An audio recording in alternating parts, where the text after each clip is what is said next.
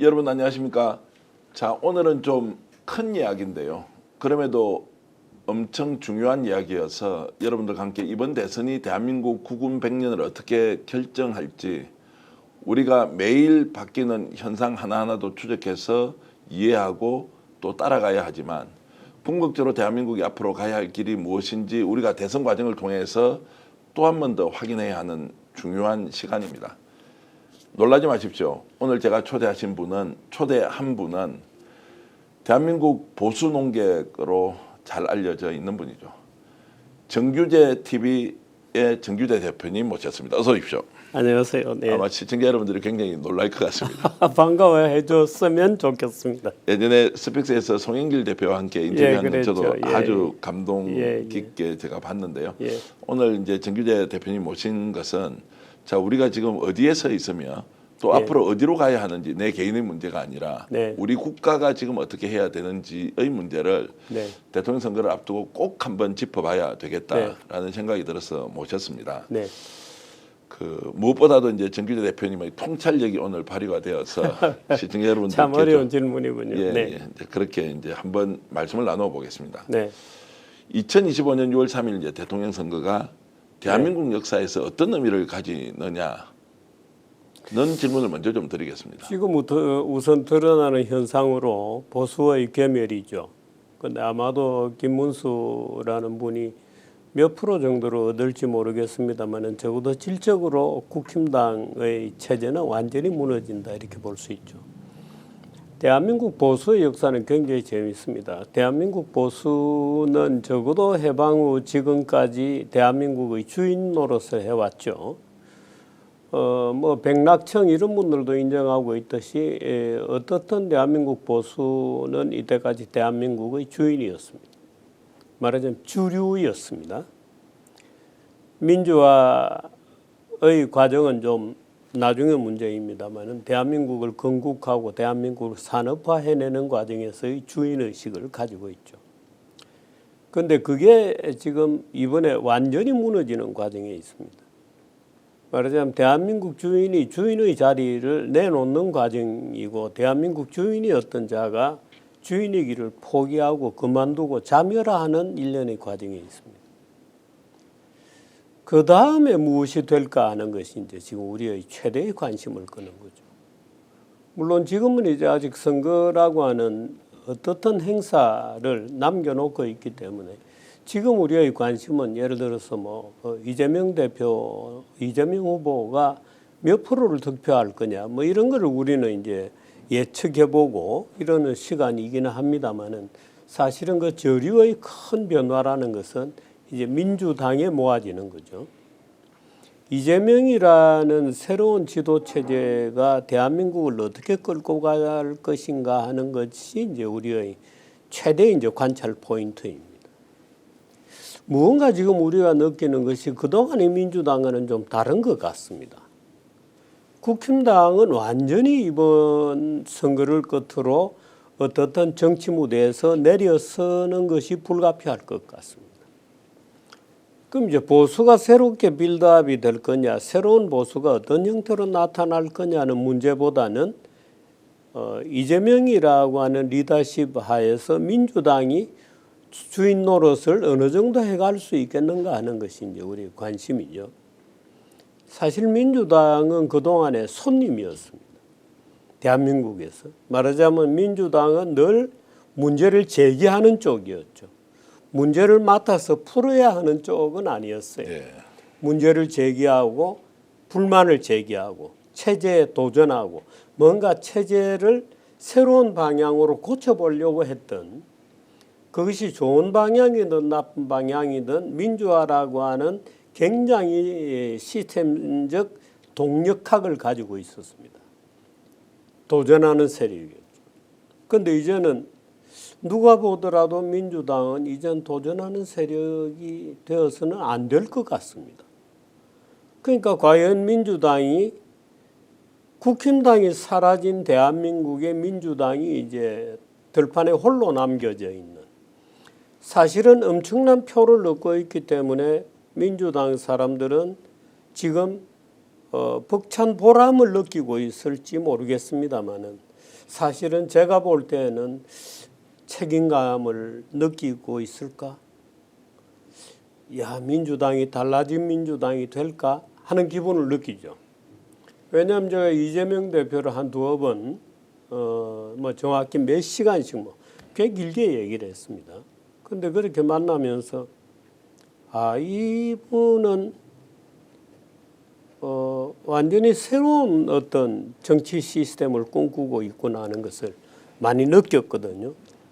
근데 흔히 이제 보수 쪽에서 볼 때는 이분이 우클릭이라고 하는 게 선거용 속임수인가, 선거용 레토릭에 불과한 것인가, 선거용 어떤 수사적 표현 아닌가, 뭐 이런 의구심을 갖고 있습니다, 보수들은. 근데 제가 볼 때는 그건 이미 의구심의 단계를 넘어서 있죠. 굉장히 중요한 도박을 하고 있고 어떻든 국민들은 그런 변화에 대해서 뭔가를 느끼고 절대적인 지지를 지금 보내주고 있는 중입니다. 민주당이 담을 수 있을까 하는 것이 이제 저희 오히려 보고 있는 포인트이죠. 그러면 이제 이렇게 정리해 보겠습니다. 민주당은 막중한 책임의 시간이 다가오고 경쟁 후보인 국힘은 오히려 대한민국에서 존립하지 못할 정도로 보수 정당이 몰락의 과정으로 겪고 있으니 대선에는 양쪽의 표의 결집이 일어나서 경합을 하고 그 과정에서 비전 제시를 하고 국민들이 선택을 하도록 해야 하는데 오히려 민주당으로 더 쏠리고 이재명 후보가 다 책임져야 되는 것이다라는 것이 일종의 사회적 컨센서스, 국민적 합의가 이루어졌으니 오히려 이제 대선을 규정할 때 민주당이 잘할 수 있느냐 없느냐, 이재명이 잘할 수 있느냐 없느냐라는 문제로 이미 몰리고 있는데 어떤 세계로 가는 것인가에 대한 관찰이죠. 말하자면 김문수가 어떤 정책을 내느냐 하는 것은 이미 우리의 관심이 아닙니다. 그 정책 내고 있지 않거든요. 아무런 대안도 없거든요. 말하자면 좀비의 최후 같은 모습을 지금 보이고 있을 뿐이죠. 말하자면 윤석열 하나 제거를 못하고 있는 거죠. 그 윤석열의 당으로 이미 제도로서의 공당, 책임의식 있는 공당이 아니라 윤석열의 어떤 붕당 같은 것을 국민들도 느끼고 있죠. 그 물론 그렇게 느끼는 일부 보수 국민들은 절망하고 있죠. 그 이제 저 같은 사람들은 세상이 바뀌었다는 걸 느끼죠. 그런데 이제 그분들이 저 같은 사람을 볼 때는 무슨 배신자, 뭐 이제 이런 프레임으로 보면서 울부짖고 있는 거죠. 근데 울부짖고 있습니다. 근데 과연 그 울부짖음에 걸맞는 새로운 시스템이 그들을 위로해 줄 수 있는 시스템으로 갈 수 있을 것인가에 대한 걱정이죠. 자, 제가 이제 정리를 조금 해보면 제가 정말로 치열하게 대선 후보 간의 경쟁이 이루어지고 있는데 정규재 대표께서 오늘 정리해 주시는 거는요. 상수와 변수라는 단어를 쓰면 그냥 이재명과 민주당은 상수인데 그 상수의 대상인 국힘은 존재하지 않는 것이고 그건 변수일 뿐이고 이 사람들은 정책과 공약을 뭘 내더라도 국민적 관심이 없다. 큰 흐름의 하나의 변주곡일 뿐이죠. 그래서 이것은 이제 배제하고 결국은 이재명과 민주당을 이제 바라보고 국가를 어떻게 다시 이렇게 세울 것인가의 문제로 가야 한다고 이제 좀 규정을 해 주셨습니다. 자, 역량 문제는 민주당의 역량 문제는 조금 이따가 이제 질문을 하기로 하고 그러면 지금 김문수로 대표되는 국힘은 아예 정당으로서 또는 대선 후보를 배출할 수 있는 정도의 조건 자체가 아예 안 되는 것으로 단정을 해도 되겠습니까? 이번에 국민들이 다 보는 데서 실력이 드러났죠. 또 국힘당이 그동안에 실제로 어떻게 문제를 해결해 왔는지 하는 것을 온 국민들이 보는 데서 심야에 다 보여줘 버리고 말았습니다. 저 정당은 지금까지 공당으로서의 어떤 정상적인 결정 과정을 가지고 오지 않았습니다. 그러니까 윤 대통령이 선택되었던 지난 20대 대선이라고 하는 것 자체가 그 대선 후보가 결정되는 일련의 과정을 보면 무슨 명태균이라든가 말하자면 정치 조작꾼들이 상당수가 투입되고 결과적으로 무언가를 매니플레이트 해내는 뭐 그것을 굳이 우리가 여론 조작이다 또는 표의 조작이다 이렇게까지 얘기할 수 있을지 모르겠습니다만은 당의 은밀한 곳에서 방침을 정하고 당의 은밀한 곳에서 목표를 정하고 무언가 그 목표에 맞는 결과를 어떤 과정을 통해서 만들어내는 과정을 해왔다는 것을 우리는 느낄 수 있죠. 뭐 저는 지난번부터 지난 대선 자체 과정 자체에서 그걸 굉장히 느끼고 윤석열 체제에 대해서 비판하고 거부하고 그래서 나는 이번 대선은 보이콧한다고 선언을 했었거든요. 네. 그런데 이번 대선도 마찬가지로 그렇게 했습니다마는 이번에는 그마저도 온 국민이 보는 데서 새벽의 날치기가 다 드러나 버리고 말한 거죠. 그러니까 뭐 김문수 후보라고 한들 사실 정상적인 후보는 아니죠. 김문수는 한덕수에게 넘기기로 했기 때문에 1등을 만들어줘서 인위적으로 끌어올린 후보거든요. 네. 근데 그 후보에게 무슨 힘이 실리겠습니까? 네. 과연 이게 민주적으로 정당이 운영되어야 한다는 것은 우리 헌법 제8조에 규정되어 있는 정당의 기본적인 성격이거든요. 정당의 운영은 민주적이어야 하고 만일 이 궤도에서 벗어날 경우에는 헌법재판소의 결정을 거쳐서 해산 명령을 받는다고 헌법 8조가 규정하고 있죠.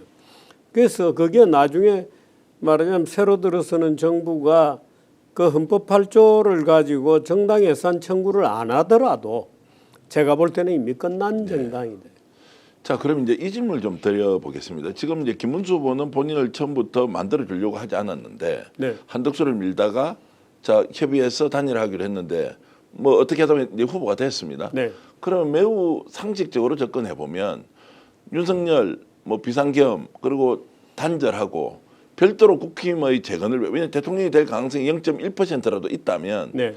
정리를 해야 하는데 정리를 못 하고 있다. 그러면은 선거 전략상 이게 비정상이다. 두 번째, 그러면 혹시 김문수도 윤석열과 같은 생각을 하고 있는 일종의 자신의 철학이냐 이게 네. 가치냐 이렇게 이제 가버리니까 뭐 원래 안 될 줄 알고 있었지만 더 지금 지리멸렬한 상황으로 가고 있는데 김문수가 최소한 대통령 후보로서 국민들한테 보여줘야 될 모습은 단절할 거 단절하고 새로운 설계도를 국민에게 선보여야 하는데 이걸 못하는 이유는 또 뭐냐라는 좀 질문을 드리고 싶습니다. 그게 아마 그 사람들이 무슨 내밀한 연통을 가지고 있다 이렇게 우리가 주장할 이유는 없습니다.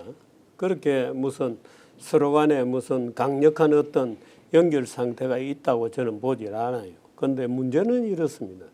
그 사람들이 지난 수년 동안에 형성해 온 말하자면 마인드세트 자체가 거의 동심원적으로 움직이고 있죠. 그러니까 그 사람들의 공통점은 뭐냐면 놀랍게도 지난 그 몇 번의 국회의원 선거를 거치는 과정에서 소위 부정선거론이라고 하는 것을 동심원의 기본으로 가지고 있습니다. 거기에서 동심원이 출발하는 거죠. 그 부정선거론 뭔가 딥스테이트가 움직이고 있는 것 같다라고 하는 음모론적 세계관. 5.18 광주 민주화운동은 결국에는 북한의 특수부대가 내려와서 작전하고 간 것일 뿐이다라고 하는 5.18에 대한 아주 음모론적인 세계관. 이제 이런 것들이 켜켜이 지금 쌓여 있는 겁니다. 그러니까 그 사람들 자체가 제가 볼 때는 그저 국힘당이기 때문에 찍고 있는 또는 지지하고 있는 일단의 사람들도 있겠습니다마는 국힘당의 핵심 적인 심정적으로라든지 또는 어떤 형태를 통해서건 국힘당이 동조하고 있는 사람의 대부분은 이 음모론적 세계관을 공유하고 있는 겁니다. 이 음모론적 세계관은 특히나 보수교단을 타고 급격하게 확산 전파되었다는 것이 정설입니다. 그렇게 보면 이 사람들은 굉장히 동심원적인 동정공감의 바탕을 갖고 있는 겁니다. 그 음모론적 세계관을 가지고 있기 때문에 우리가 지난 12월 12.3 그 군사 반란 쿠데타에서 명백하게 그걸 느꼈습니다마는 사람들이 그걸 알면서도 가볍게 인식을 해요. 근데 그때 이제 선관위에 군인들을 보낸다든가 또는 수원 선관위 연수원에 있는 사람들을 중국인이라고 주장하면서 중국이 소위 하이브리드 전략을 가지고 세계를 지배하려는 음모를 꾸미고 있고 그 첫 교두보가 대한민국이라고 하는 아주 재미난 음모를 만들어내죠. 그러니까 그 사람들은 그런 음모론으로 똘똘 뭉쳐있는 이념 집단입니다. 실제 믿는다는 것입니다. 믿죠. 그걸 강력하게 믿고 있습니다. 예. 그래서 그 지금 예를 들어서 김문수 후보 뒤에 막 그 말하자면 백댄스를 해주고 있는 젊은 아이들이 있잖아요. 그 대부분 기독교인들이거든요. 그런데 미국에도 그런 일단의 음모론자들이 있습니다. 소위 그 에반젤리칼 복음주의 기독인들을 중심으로 있는 이제 그런 사람들하고 굉장히 동조화하고 있죠. 심정적으로. 그래서 그런 일단의 사람들이 적어도 뭐 제가 이제 여러 사람들하고 그런 얘기를 해봅니다만은 쭉 한 뭐 분석이라고 할 것까지는 없고 어림잡아 추산해 보면 한 10% 정도는 해당이 되지 않겠는가 이렇게 보죠. 네. 그러니까 그런 세력들은 강고하게 뭉쳐져 있고 다른 주장들을 용납하지 않습니다. 그 사람들은 예를 들어서 이번 대통령 선거에 대통령이 되기 위해서 어떤 공약을 걸어야 되고 김문수가 어떤 행동을 취해야 하는지는 중요한 고려 대상이 아닙니다. 오로지 자기들의 음모론적 세계관의 영역을 확장하는 것이 자기들의 타깃이죠. 그러니까 우리가 볼 때는 전혀 이해할 수 없는 행동들을 하죠. 전혀 이해할 수 없는 상식에서 벗어난 노선을 가지고 끌고 가고 있는 거죠. 그 윤석열의 출당 문제도 이제 그런 것이고, 어떤 정상적인 공약보다도 말하자면 부정선거에 대한 강력한 고집을 가지고 있다든가, 그 안에서도 아마 굉장히 싸우고 있을 겁니다. 부정선거론이라고 하는 것은 빼자. 그 선관위가 어떻고 뭐 이런 이제 공약들인 거거든요. 그런데 그런 건 우리가 뭐 강과하게 자리를 잡고 있죠. 그러니까 그 집단의 생각은 그 음모론적 세계관을 현실이라고 믿고 그것을 타개하기 위해서 자기 나름대로의 논리를 가지고 딴 동네 가서 지금 놀고 있는 거예요. 그러니까 약간 뭐 우리가 극단적으로 얘기하면 어쩌다가 굉장히 이상한 공통의 극단적으로 얘기하면 정신질환적 집단이 보수에 형성이 되어 있고 그 사람들이 윤석열이 특히 계엄 이후에 윤석열이 그 사람들을 끌어들이면서 일종의 문화 집단이라 할까, 종교 집단이라고 할까, 또는 어둠에 가려진 무슨 컬트 같은 태도를 가지고 있는 거죠. 말씀 들어보면 지금 현재 김문수 후보는 우리가 생각하는 수단으로서 선거 전술로서 네. 윤석열을 손을 잡느냐 마느냐 또는 좀 극단화되어 있는 세력을 끌어들이냐 마느냐라는 그런 것이 게 수단이 아닙니다. 아니고 네. 본인의 신념 체계에 의해서 움직이는 것이다. 그렇습니다. 네. 더욱더 위험하다는 생각도 들고 네. 그러면 실제로 국힘이라는 제2당의 대선 후보는 좀 심하게 말씀드리면 약간 종교적으로 특이한 사이비 형태를 가진 그런 사람들을 모아놓고 한번 정권을 만들어보자라고 하는 것과 비슷하게 비유가 될 수도 있겠습니다. 정권의 그 어떤 구체적인 지향성을 못 가지고 있을 겁니다. 예. 제가 볼 때는. 운동 자체에 도취해 있을 뿐이죠. 예. 운동 자체에 도취해 있는 것이지 구체적으로 이런 운동을 통해서 대한민국의 통치권을 갖겠다 또는 대통령이라는 잡을 가져보겠다라고 하는 구체적인 운동이 아니라고 저는 봅니다. 예. 그러니까 딴 동네 가 있을 수밖에 없는 거죠. 뭐 수권 역량 또는 수권 의지가 이제 실질적으로 보면 없다. 형식적으로는 봅니다. 경쟁을 네. 하는 것 같지만 없다고 봅니다. 그래서 그것으로부터 유출해 볼 수 있는 것은 저 당이 대통령 선거 이후에 예. 어떻게 될 거냐는 거죠. 쉽게 말씀드리자면 당권 경쟁 뭐 이런 것도 아닐 수도 있겠네요. 당권 경쟁이 형식적으로는 있을지 모르겠어도 저당이 정상적인 정당으로서 정강 정책의 백본을 가지고 조직적 역량이 있고 전국의 조직망을 통해서 민주주의적 순환 과정이 다시 정상화되고 인재의 충원, 정치인들의 충원이 다시 정상화되는 그런 과정으로 가기에는 굉장히 힘들 거다. 저는 그렇게 봅니다. 자, 그래서 이제 대선에서 경쟁했던 한덕수도 들어오지도 않고 한동훈도 네. 바깥에서 아예 그냥 다르게 뭐 사분 활동하고 오열이죠. 사분 그 오열. 피가 다르거든요. 예, 예. 블라드가 다릅니다. 그러니까 못 들어오죠. 그러니까 다른 예를 들어서 일반적인 정치 조직 같으면 여러 가지 정강 정책의 조율이라든가 주고받는 협상을 통해서 하나가 될 수 있죠. 예. 적어도 조직적으로는. 그런데 저 정당은 화학적인 결합이 안 되는 정당입니다. 예. 그러니까 따로 놀고 있는 거죠. 자, 민주당과 그러니까 이제 선거 이후에도 계속 그런 상태일 거라고 짐작할 수 있죠. 그러니까 그 뒤의 상황은 다시 재건이 되거나 복원을 하는 개념이 아니라 네. 더 이렇게 이제 몰락의 과정을 거치면서 대혼란 상황에서 현실화 되겠죠. 이제 몰라가는 과정이. 예. 지금까지는 선거라는 것 때문에 그나마 이어붙여져 있었죠. 예. 그런데 아마 선거가 끝나고 나면 말하자면 찢어지는 과정, 몰락해가는 구체적인 과정들이 시작이 되겠죠.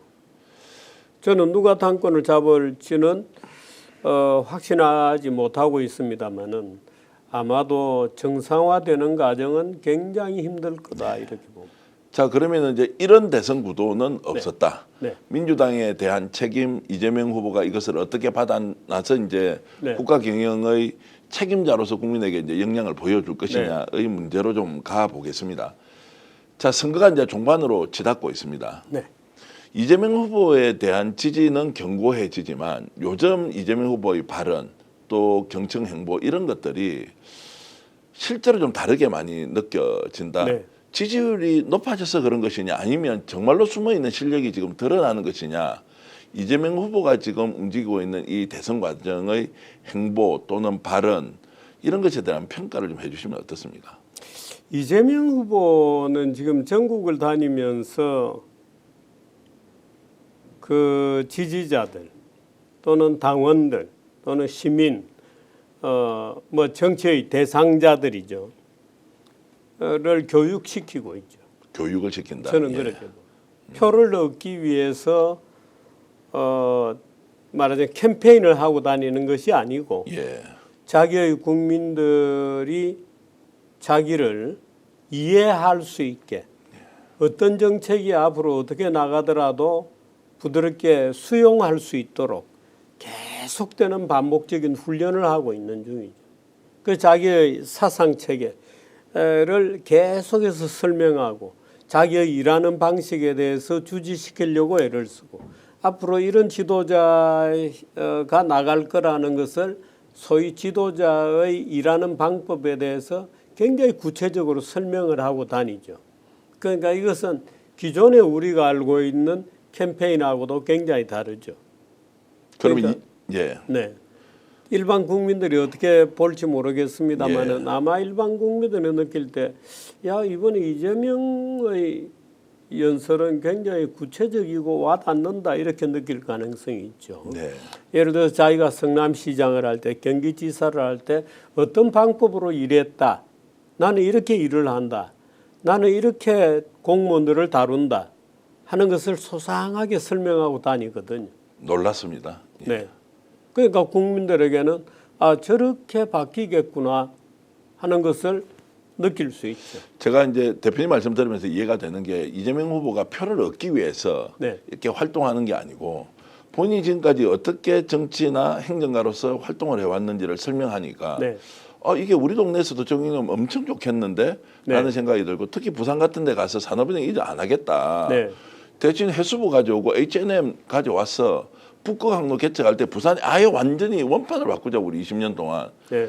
획기적이기도 하고요. 네. 정말 놀랐거든요. 이런 발상 어떻게 보셨습니까? 이런 제안은요. 그 아마 민주당이 이제 새 정부가 출범을 하면 이제 불과 이제 2주 앞으로 다가왔습니다만 새 정부가 출범하면 민주당이 못 따라갈지 모릅니다. 네. 민주당이 아마도 소위 민주당이 이때까지 해왔던 습관, 몸에 배어 있는 소위 정치인들의 여러 가지 그 습관이라든가 민원을 처리하는 방법이라든가 또는 역사를 보는 관점이라든가 또는 우리의 모든 그 어떤 아이덴티티를 규정했던 민주당의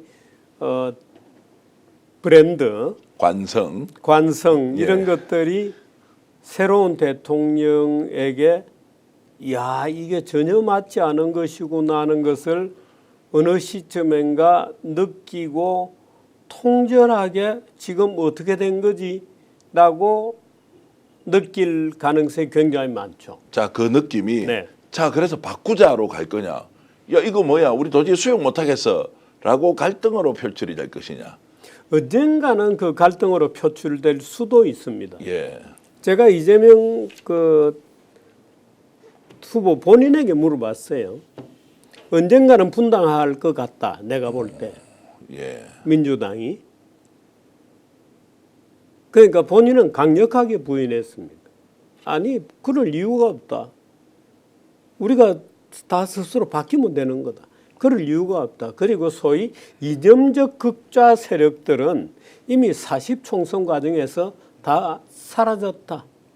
경선 과정에서 대부분 제거되고 나머지 7명 정도가 남았는데 공천 과정에서 시스템적 공천을 통해서 다 탈락이 된 거다.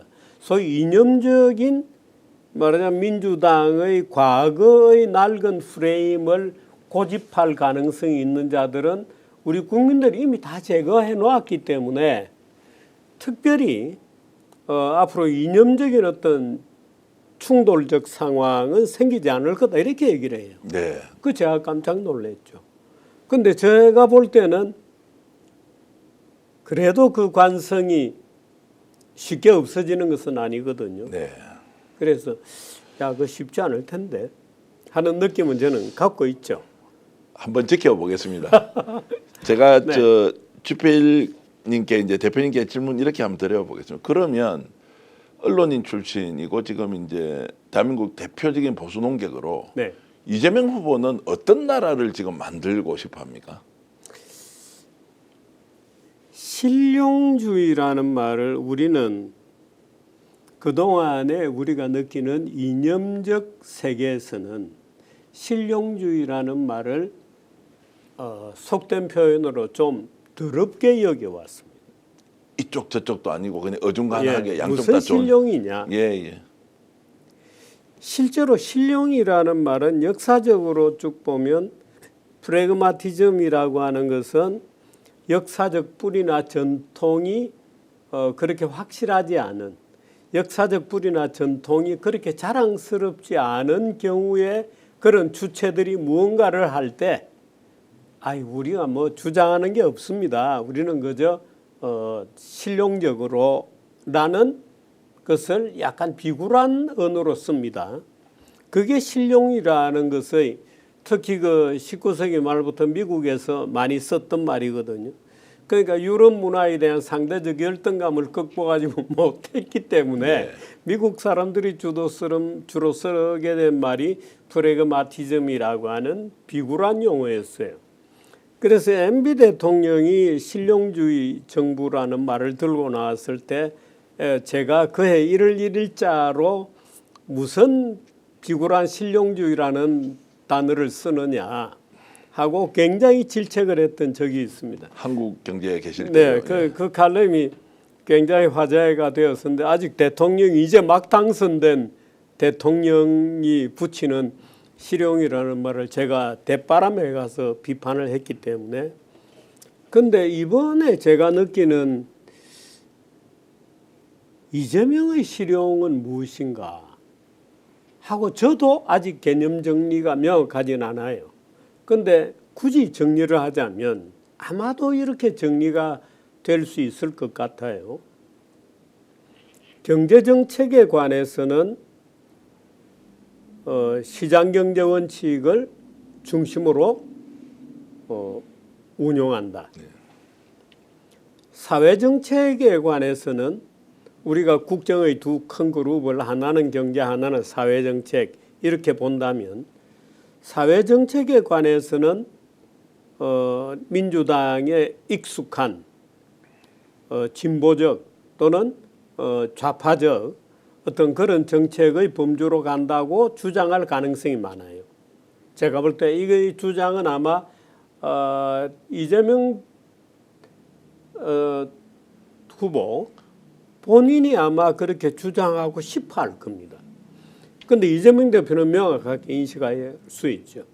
그 제가 느끼는 거는 이런 거죠. 이재명 대표는 예를 들어서 5년 전에 10년 전에 어떤 종류의 경제적 완결성이라고 하는 결론에 도달해 있던 분은 아닙니다. 네. 이재명 대표의 생각은 굉장히 바뀌어 나가고 있는 중입니다.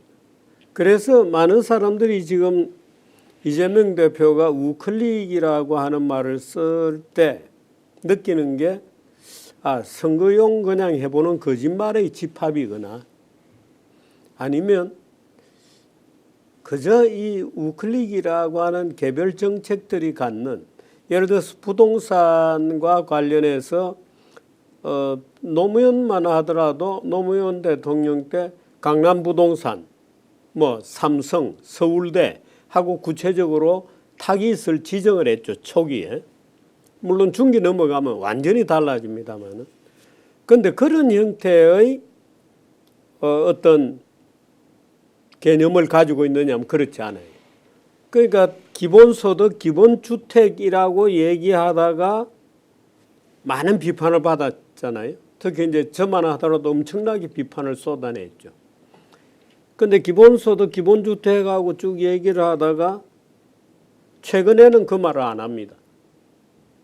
그러니까 경제정책에 대해서 생각할 때 부동산에 관한 최근의 발언은 이런 거죠. 투기적 소득이라고 하는 부동산을 우리가 매입할 때의 그 충동, 본능을 부정할 수 없다. 네. 그 얘기를 했어요. 제가 기본주택을 비판할 때 알고 있던 이재명과는 다른 얘기죠. 뭐야 이거? 네. 이제 이렇게 느끼게 되는 거죠. 그런데 왜 그게 성립이 안 되는지를 이제는 본인의 입을 통해서 본인의 단어로 설명을 합니다.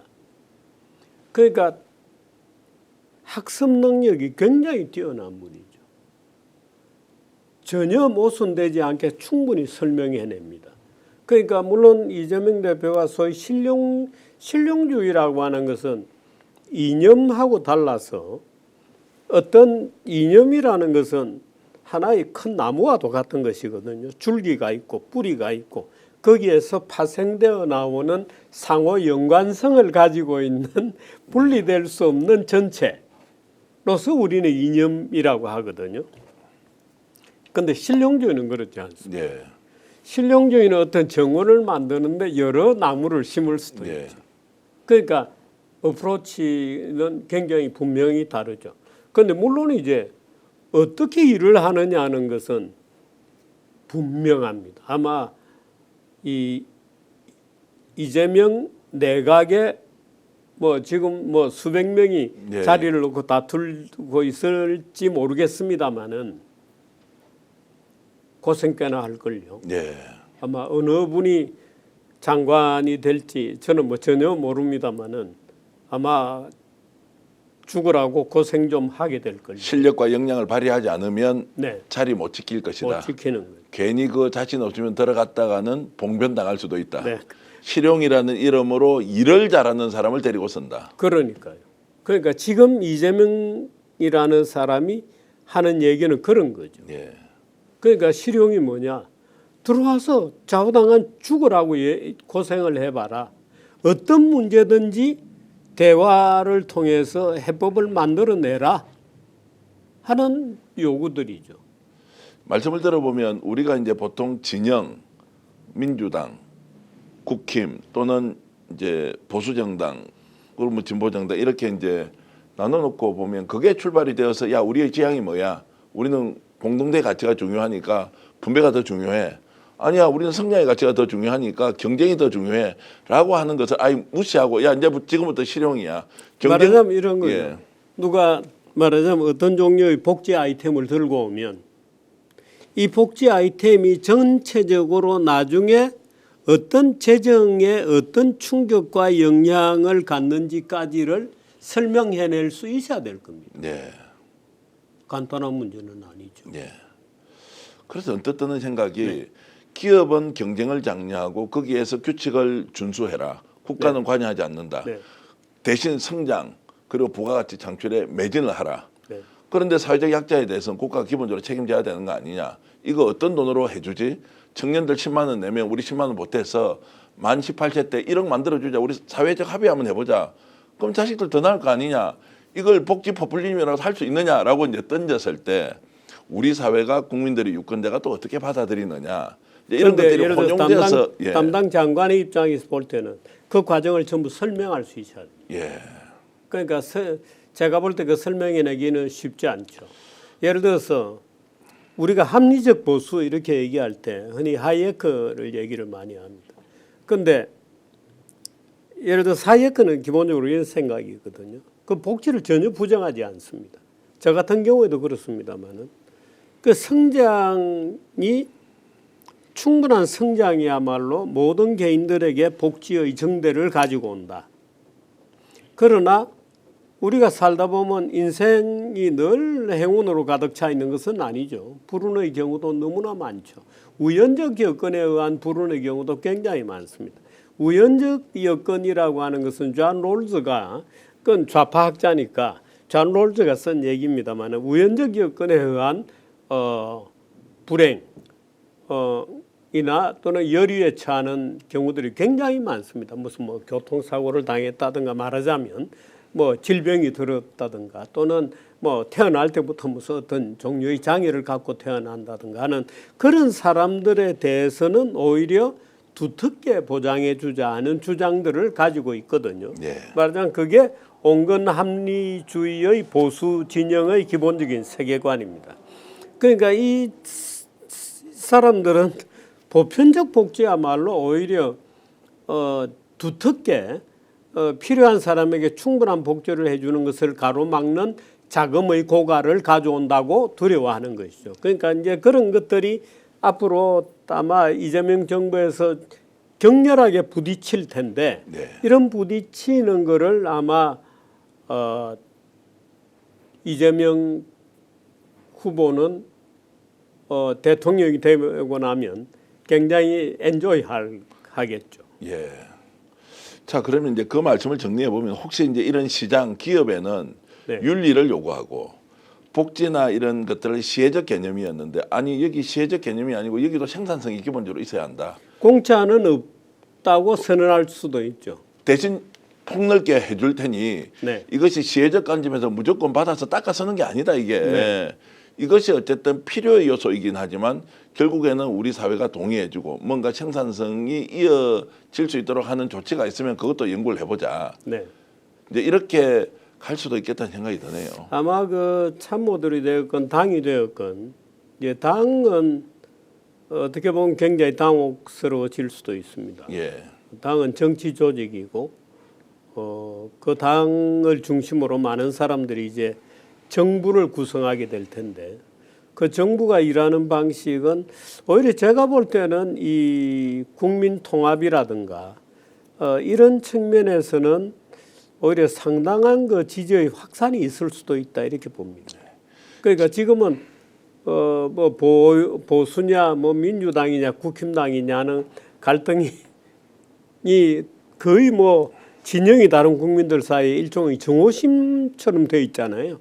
그런데 이런 것들이 오히려 그 실용주의의 강력한 어떤 분쇄기 속에서 좀 약화될 수도 있죠. 지금 이제 언론인 출신으로서 좀 통찰력, 지식, 경험을 총동원했을 때 네. 이재명이 실용주의자라는 이런 캐치프레이즈로 정말 국정 운영을 제대로 잘 할 수 있는 실력자다 이런 생각은 좀 드십니까? 제가 만나본 이재명 후보는 사람이 누구나 아마 우리 전 대표도 느끼겠습니다마는 인생의 어떤 때에는 자기 실력보다 일이 잘 돼요. 네. 자기의 평소의 두뇌 수준보다 어떤 때는 자기도 모르게 막 핑핑 돌아갈 때가 있잖아요. 네. 저는 이재명 대표가 지금 그런 시기인 것 같다는 느낌이 들어요. 네. 우선 모순된 얘기를 굉장히 잘 이어붙입니다. 아주 나쁘게 볼 수도 있는데 말하자면 언어의 두뇌나 언어의 회로가 실력 이상으로 돌아가고 있는. 그 말씀은 특정한 사안과 문제에 대해서 결론을 정해놓고 가는 것이 아니라 네. 지금 어떻게 대응하는 것이 제대로 된 답을 만들어낼 것이냐고 끊임없이 질문하면서 그 답을 함께 찾아가는 과정에서 놀랍도록 탄력적이죠. 자기 진화를 하고 있기도 네. 하고. 그래서 같이 얘기를 해보면 이 뭐 툭툭 막히는 거 있잖아요. 이런 게 없는 분입니다. 뭐 나쁘게 얘기하면 물이 올랐다 이렇게 해야 됩니까? 좋게 이야기하면 도가 텄다 뭐 이렇게 할 수도 있는 거고요. 물이 올랐죠. 예. 물이 올라서 자기 실력보다도 뭐참 이재명 후보께는 죄송한 표현인데 예, 예. 실력 이상으로 지금 달리죠. 달리고 있다. 네. 근데- 아니 뭐 무리를 해서 달린다 이런 예, 예, 뜻이 예. 아니고 말하자면 두뇌가 네, 굉장히 부드럽게 돌아가. 그러니까 실력 이상으로 달린다는 의미는 이제 그 재반 여건이 아까 말씀하셨듯이 네. 본인의 실력보다 상황 때문에 훨씬 더 좋은 결과를 내듯이 네. 지금 이제 민심, 국민들의 바람 그리고 우리 사회가 지금 갖고 있는 조건 자체가 네. 이재명 후보를 잘하게 할 수밖에 없는 상황까지 있는 것이다. 그렇습니다. 이제 그래서 그걸 네. 운이 좋다 뭐 이렇게 표현할 수도 있는 것이고요. 운도 좋고요. 예. 본인이 엄청난 노력을 하고 있기 때문에 예. 그럴 겁니다. 예. 최근에 지역에서 이제 시민들을 만나는 걸 보면 보통 정치인들이 이렇게 마이크를 들고 막 하면 진심이라고 느껴지는 것보다는 호소를 하긴 하는데 따뜻함이 전달되는 느낌은 별로 없었어요. 근데 여수하고 순천에서 장대비가 쏟아지는 거기에서 우산을 쓰고 있는 사람들한테 쭉 하는 이야기 보면 야, 이 사람 진심이다. 네. 이제 이런 걸 하면서 그런 발언을 보고 우는 국민들이 굉장히 많다는 거예요. 그러니까 억눌려서 그런지 아니면 자신의 삶의 처지를 어쨌든 이재명 후보가 좀 개선해 주길 바라는 것인지 그래서 대중, 국민, 시민에 대한 이런 진심 어린 이런 좀 이해나 그리고 좀 이런 공감 이런 거는 확실히 좀 가지고 있는 것 같습니까? 이재명 후보가요? 특이하죠. 예. 특이합니다. 그 이재명 후보가 뭐 그렇게 뭐 잘생긴 얼굴도 아니고 저는 그렇게 봤습니다. 네, 예. 그런데 만나서 얘기를 해보면 이런 겁니다. 좀 이렇게 정제되지 않은 학술적이지 않은 일상 언어 이런 얘기를 하면서 익살맞게 아주 가볍게 제가 이 대표를 만나서 참 특이한 캐릭터다 하고 느낀 것은 누가 내게 물어봐요. 만나본 소감이 어떠냐 그래서 제가 순간적으로 참 발랄한 분이다. 네. 발랄하다. 그 사실 뭐 이 대통령 후보식이나 되는 분에게 발랄하다 이런 말을 쓰기는 좀 썩 이 갖춘 표현은 아니거든요. 그 발랄하다. 발랄하다, 배책이 발랄하다 이렇게 붙으면 또 달라요. 근데 발랄하다. 그 제가 우리 조갑재 선배하고 같이 만났을 때 제가 마치고 나서 조갑재 선배에게 물어봤어요. 어떤 인상이었어요? 라고 물으니까 야, 굉장히 명랑한 사람이구나. 네. 이렇게 답을 하더라고요. 그러니까 저하고 느낀 거하고 어떻게 보면 속하는 카테고리는 비슷한 예. 느낌이죠. 저는 발랄하다 그랬고 이재명 조갑재 대표는 참 명랑한 분이다. 명랑하여서 좋다. 굉장히 낙관적이다. 이런 기분을 느꼈죠. 그 좋은 얘기입니다. 예. 네. 자, 그러면 이번에 이제 2025년이 네. 이재명 후보가 대통령이 되는 이 시점이 국가 전체로 봤을 때 대한민국이 정말로 중요한 역사적 전환점의 어떤 지점에 있는 건 확실합니까? 터닝 위기죠. 포인트. 위기인데 네. 이것이 다시 딛고 일어서서 성장으로 그리고 훨씬 더 행복한 나라로 바뀌는 이런 전환점으로 갈 수 있느냐 없느냐에 대한 지금 좀 분석을 해 주시면 어떻습니까? 저는 그러리라고 기대하죠. 네. 저는 그러리라고 기대하고 있습니다만은 아마 이재명을 지지하는 그룹에 속하는 많은 분들도 아직 구체적으로는 그렇게 동의하지 않을지 모릅니다. 그냥 우리 진영이 압도적으로 이기고 있으니까 이렇게 쉽게 생각할지 모릅니다만은 실제로 지금 위기라는 것은 이렇습니다. 흔히 우리가 쉬운 말로 시쳇말로 잠재 성장률이 거의 제로에 근접해 간다 이렇게 얘기합니다만은 잠재 성장률이라는 것은 경제적으로 학문적으로는 사실 아무 의미가 없는 단어입니다. 지나온 성장률의 평균치일 뿐이에요. 그런데 문제는 이런 겁니다. 아무도 이 거의 제로로 수렴해가는 또는 우리 경제 쭉 보면 이제 2000년 1990년도 말 대개 이제 그런 때를 정점으로 해서 이렇게 소뚜껑처럼 이렇게 천정을 치고 무너지고 있거든요. 그런데 그 천정을 치고 무너지고 있는 이 붕괴의 하나의 그래프를 되돌려 놓을 수 있는 그 어떤 아이디어를 누구도 어떤 정치 집단도 못 가지고 있는 겁니다. 원래 보수가 그 그림을 내고 그 그림의 완성이거나 또는 딴지를 건다고 할지도 모르는 말하자면 어떤 안티테제를 진보가 내고 대개 이제 이런 구도로 모든 나라들의 어떤 정치 진영이 편성이 돼요. 그런데 우리 같은 경우에 지금 최근 수년 동안에 보수 진영이 소위 그 국민들을 자유롭고 번영된 사회로 이끌어갈 수 있는 어떤 비전도 못 내고 있는 거예요. 오히려 금판사들이 나와가지고 세상의 헤게모니를 들어쥐고 마치 우리 조선시대의 양반들이 지배하는 정말 퇴로도 없고 성장도 없고 완전히 하나의 그 고정된 어제와 오늘이 전혀 다를 게 없는 가난한 반복적인 삶을 누리는 조선시대가 그랬던 것처럼 지배계급이 서서히 출현하고 있는 것 같고 그러니까 뭐 의사가 되었다든지 또는 판사가 되었다든지 또는 정치 일선에 너무도 깊숙이 들어와 있는 검사 집단이 말하자면 또 기소권의 남용, 자의적인 기소권을 무기로 지배 집단이 되어 있는 것 같잖아요. 그 보수는 그런 헤게모니에 너무 쉽게 자기의 정치 전부를 의탁하다가 지금 좌초해버린 거거든요. 그러니까 그 지배 집단이 보수를 오히려 포획하라고 같이 망해버린 거예요.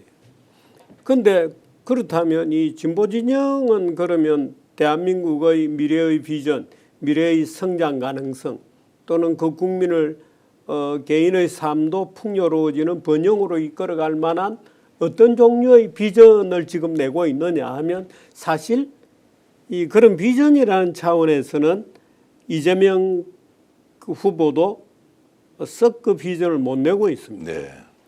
예를 들어서 근데 그 비전이라는 것은 사실 우리가 늘 들어봤습니다만 777 뭐 이런 게 사실 비전은 아니죠. 네. 사실은 어떻게 일을 하느냐는 방법론이 진정한 비전이죠. 우리는 어떻게 일을 해나가겠다 하는 것이 진정한 비전이고 우리는 어떻게 낡은 사회를 해체하고 기득권을 해체한다는 게 규제를 푼다는 뜻입니다. 규제를 해체하고 기득권을 해체해서 어떻게 새롭고 자유롭고 번영된 사회로 만들어가느냐는 비전을 지금 어느 정당도 사실은 못 내고 있는 겁니다. 그런데 이재명이라고 하는 돌출된 사람이 뭔가 지금 새로운 방법론을 내는 것처럼 보이죠. 그 기대를 안 가질 수가 없죠. 네. 어떤 종류의 기대를 해보고 여기서 지금 낡은 시스템 중에 하나가 이런 겁니다. 경제는 다 죽어간다고 난리인데 정부 각 부처의 산하기관, 공기업, 공공기관, 그 밑에 공기업, 무슨 협회 등등등에서 이 조직들이 지난 30년 이상을 계속 꾸역꾸역 안 보는 자리에서 만들어지고 정부 모든 부처들은 그 밑에다가 이 국회를 속여가지고 국회의원들이 잘 모르니까 국회를 속여가지고 각종 기금들을 만들어내고 하면서 정부가 어마어마하게 방만해졌거든요. 저는 아마 이재명 대통령이 되셔가지고 5년 내내 자르고 또 잘라도 15,000개의 이런 어마어마한 군살, 비대증을 정리를 못할 거라고 봅니다. 15,000개나 있습니까? 네. 거기에 그러면 국가 예산이 계속 들어가서 월급을 주고 있는데 그럼요. 보조금이 들어가고 뭐 엄청난 게 들어가고 그런 것들이 또 다 규제를 안고 있습니다. 규제 권력을 예. 부분적으로 나뉘어 갖고 있습니다. 그러니까 그런 것들이 민간 경제의 성장을 발목을 잡고 규제 천국을 만들죠. 예. 예를 들어서 뭐 우리 동사무소 가서 사실 동사무소 전국의 동사무소 없어도 되거든요. 네. 그 인터넷으로 다 떼면 되잖아요. 저는 그런 생각도 했습니다. 동사무소를 민간 위탁 하면 훨씬 더 좋을 건데 이런 생각도 저는 아니 사실 아예 해봤는데 없어도 됩니다. 없어도 된다는 말씀. 그런데 못 하고 있는 거죠. 예. 그래서 사실은 이 규제 완화라는 것은 기득권 해체하고 똑같습니다. 그런데 우리는 이제 큰 기득권은 보이는데 숨겨진 기득권은 우리가 잘 모르죠. 네. 그런데 이번에 이제 참 신은 자비로워서 저는 종교인이 아닙니다만 네. 신은 참 자비로워서 국힘당이 망하는 과정에서 우리 사회 모든 문제를 다 드러내 보여줬죠. 네. 예를 들어 심지어 대법원까지 심각한 오류에 빠져 있다는 것을 이번에 다 말하자면 드러내서 우리에게 지금 보여주고 있는 겁니다. 참 신은 공평하시고 자비로우시다. 저는 그렇게 느낍니다. 지금 대표님 말씀 들어보면 그래도 기대를 하고 있다는 표현까지는 하셨고 네. 매우 균형감 있게요. 그런데 이제 이재명 후보가 대통령이 됐을 때 실제 잘할 것이냐 아니냐의 문제는 좀 더 지켜봐야 한다라는 걸로 제가 좀 느껴지긴 합니다. 왜냐하면 근데 지켜봐야 한다기보다도 예. 그는 국민의 몫이죠. 예.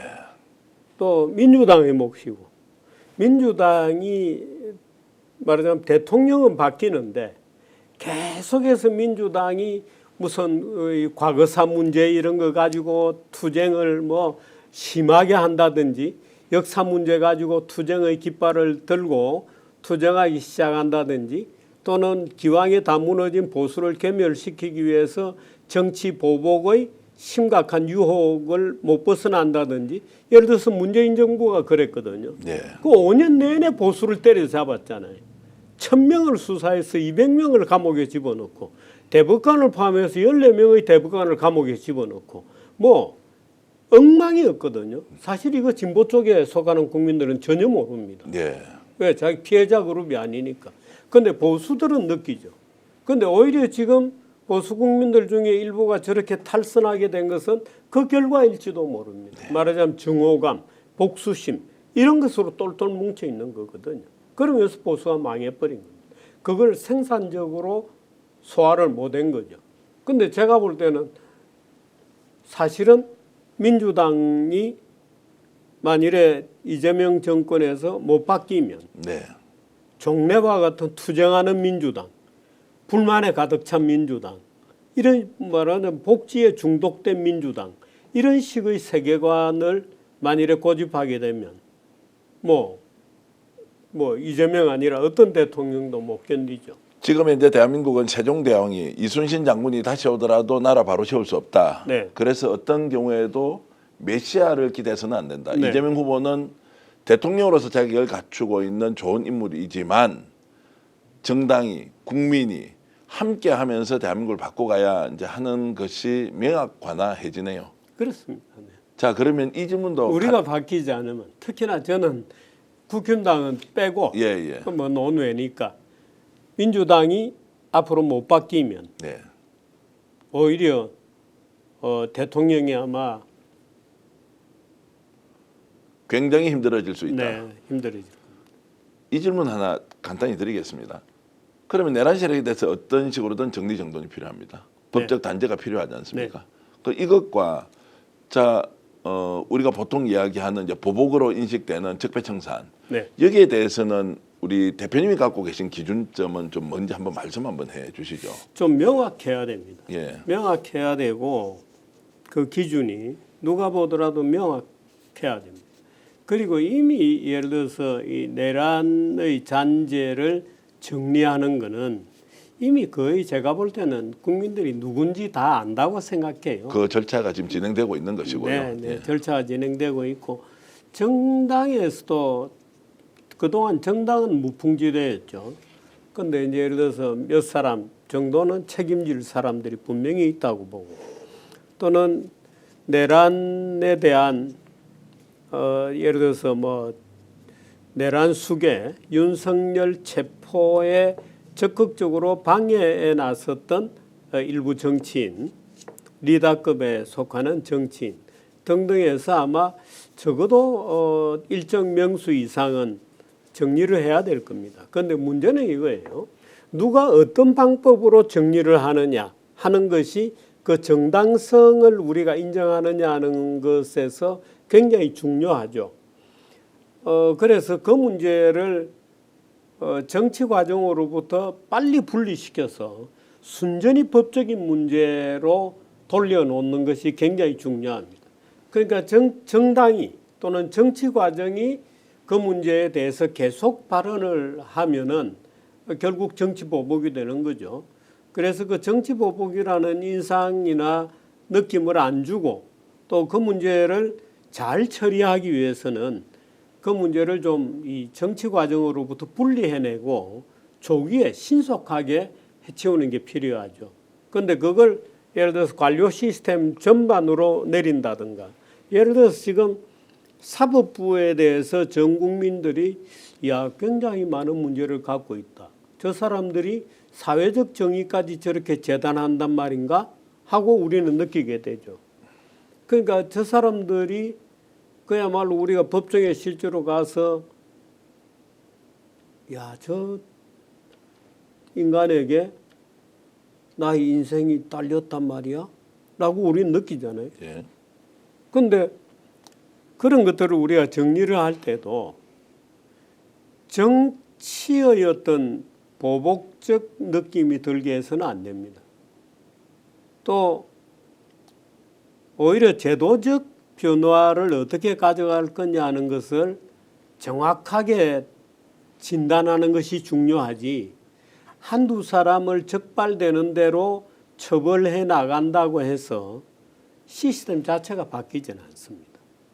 그러니까 어떻게 제도적으로 개선해 갈 거냐는데 더 포인트를 맞추고 오히려 청산의 대상인 그 사람이 적극적으로 호응해 오도록 만들어주는 것이 중요하죠.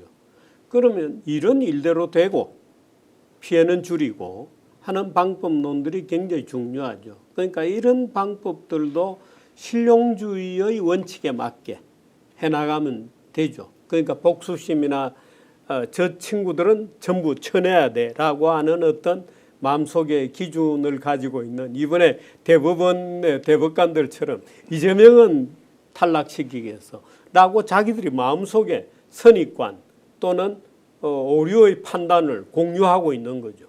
그러니까 이런 식으로 되면 누가 보더라도 저 사람이 내 한 달 있다가 온 국민들이 국민 배심을 할 예정인데 국민 대통령 선거라는 게 국민 대배심이잖아요. 그랜드 주리거든요. 이 엄청난 대배심 재판을 앞두고 예를 들어서 판사들이 몇 명 나서서 이재명을 드러내는 시도를 하는 것은 놀라운 정치지 과정에 대한 방해죠. 그러니까 이런 것을 줄일 수 있는 제도의 개선 이런 것들이 이제 따라가야 되는 거예요. 자, 지금까지 우리 정규대 대표님이 알고 있는 이재명 후보 그리고 이번에 만나봤던 이재명 후보가 네. 조금 전에 말씀하셨던 이런 이제 제도와 규칙의 개선은 중요하나 절대로 정치가 사법이나 독립의 판단에 대해서 네. 개입해서는 안 된다라고 하는 이제 그 과제 정치로부터 제시 분리해내는 것을 네. 이재명 후보는 어떻게 할 것 같습니까? 분리를 해낼 것 같습니까?